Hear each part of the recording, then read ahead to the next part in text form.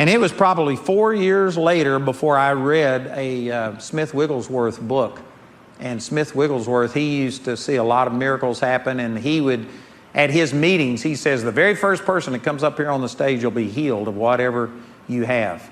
And that was his custom, and so people knew it was coming. And anyway, because he did that, these two ladies brought a friend who was an elderly lady. She had a cancer that made it look like she was 9 months pregnant. She had this huge abdominal tumor and stuff, and they grabbed her and put her on the stage. She was the first one up there, and she was so weak she couldn't stand on her own.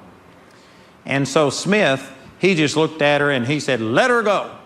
And they said, we can't let her go. She can't stand on her own. And he yelled at her, I said, let her go. So they let her go. And this woman fell over on that tumor. And everybody in the crowd moaned and groaned, just like they did when I pulled this guy out of the wheelchair. But you know what the difference was? Smith, he didn't get down and, oh, I'm sorry, and I apologize, and start empathizing and sympathizing. He just said, pick her up. So they picked her up, and she was standing in front of him again, and he said, let her go. And they said, we can't let her go. And he yelled, let her go. And they let her go, and she fell on the tumor again. So he said, pick her up. And so the third time, he said, let her go. And they said, we will not let her go. And he said, I said, let her go. And they wouldn't do it. And finally, a man in the crowd stood up, and he said, you beast, leave that poor woman alone.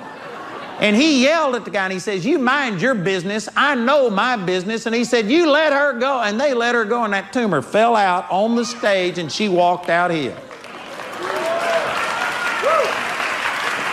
And did you know, when I read that, I thought Smith Wigglesworth didn't have 1 ounce more faith than I had.